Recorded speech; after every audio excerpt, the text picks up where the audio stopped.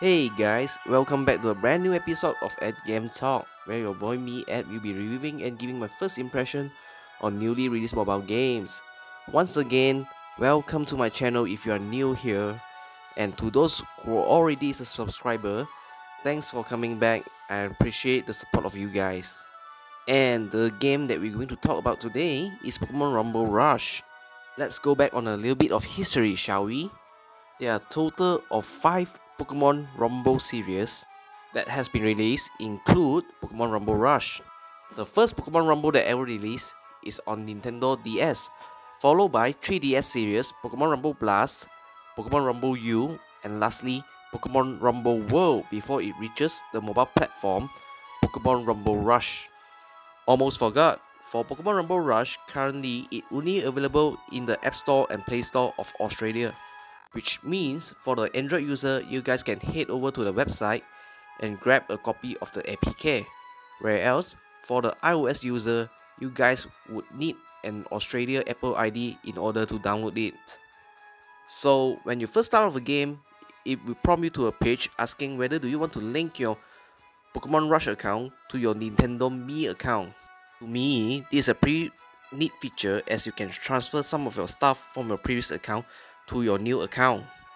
Though I don't know what are the transferable items as I did not link mine to the current account. The gameplay itself is pretty similar throughout the Pokemon Rumble series. Of course, there are some minor changes along with some added features for every new Pokemon Rumble that ever released. But without further ado, let's jump right into the gameplay. Alright, right off the bat, I already noticed some changes they did which I don't like. Basically, my Pokemon charges towards my enemy without my control over it. I mean, the gameplay itself is still pretty similar, but I just not used to having no control over the movement. Luckily, they did implement the dodge feature, which helps a little on this case.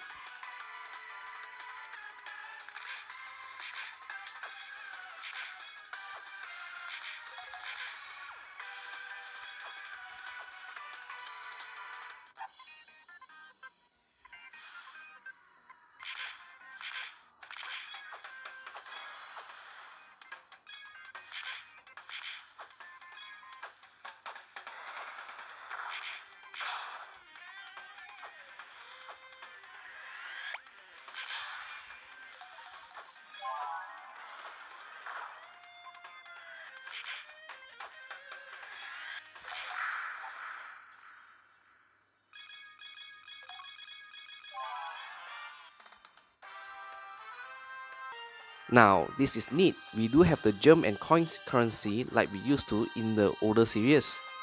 But I haven't seen any shop in this game, thus I doesn't know the uses of gem. But for the coins, you do able to spend it to upgrade your gears which you will get in later on. For Pokemon Rumble Rush, the world exploration system is a little bit different when compared to the older generation. In order to gain access to an unexplored ground, you will need to consume a rainbow feather.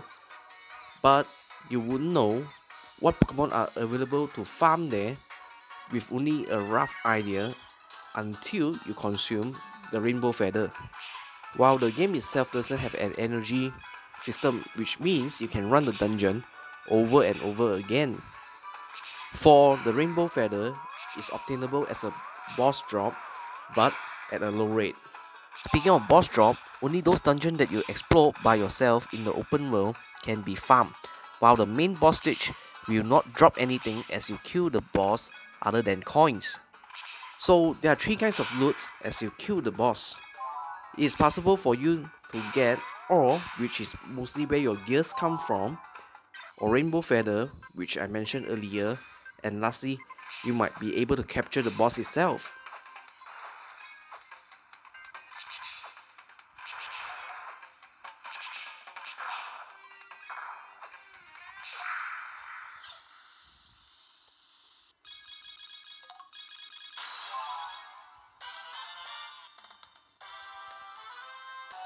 Besides this, I do appreciate how they implement the quest list into the game like they used to in the older version, which enable players to farm gems on their own and feel rewarding as they complete the task.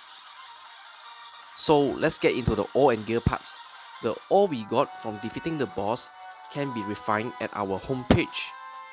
Of course, it will take time to refine each and every ore we got, depending on their rarity itself. But this will be the only way to obtain gears unless you want to buy them from the shop. The gears we obtain are upgradable by the duplicates of itself, and there are two types of gears that can be obtained. One which mainly boosts stats as in HP, combat power, CP, and also attack, etc. And the other one is called summoning gear, which after equipping to your Pokemon, it has the ability to summon a specific Pokemon determined by the gear to help you fight, which launch a powerful attack. FYI, the gears that we put onto our Pokemon is detachable, so don't be scared, put whatever gears you want on them, as you can just swap it out when you feel need to.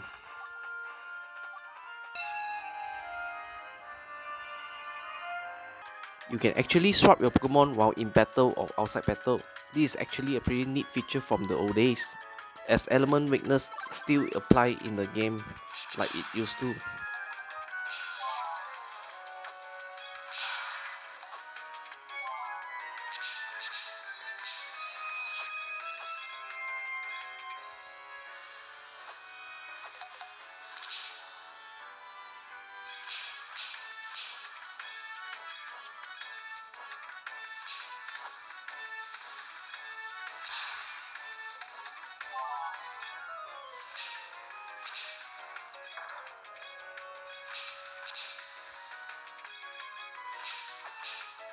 The game itself is very optimized, very smooth, runs in 60 frames in a superb graphic, and most importantly, it brings me back a nostalgic feeling with a lots of room for improvement. As for me, this game just seems like it's still in their development stage. This concludes my first impression and review. Once again, thanks for coming back, thanks for watching my video. Leave a like down below if you like this kind of video, and if you are new here, please subscribe. Don't forget to leave a comment down below and tell me what kinds of video you guys look forward to, and I will see you in the next one.